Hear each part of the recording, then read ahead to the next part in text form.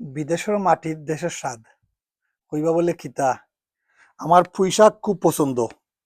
তো পুঁইশাক পছন্দ হিসাবে আমার বউরে আমি বউ থাকে একবার কইছিলাম, বউয়ে পুঁইশাকর ডাল থাকে কত সুন্দর পুঁইশাক হয়েছে।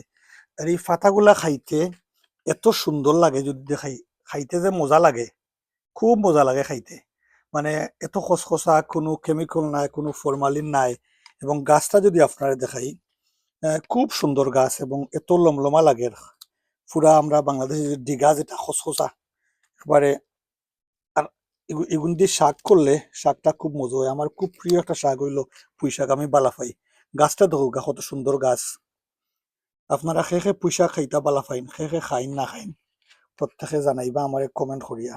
আমি কিন্তু এই শাকটা খুব পছন্দ একটা শাক আমার। আলহামদুলিল্লাহ, আলহামদুলিল্লাহ, আল্লাহ রাব্বুল আলামিনের শুক্রিয়া যে ফটোর মাঝে ফুলাইয়াও বিদেশের মাটিত বইয়া দেশের পুঁই শাক খাইতাম পারলাম। আল্লাহ রাব্বুল আলামিনের লক্ষ কোটি শুক্রিয়া, ধন্যবাদ।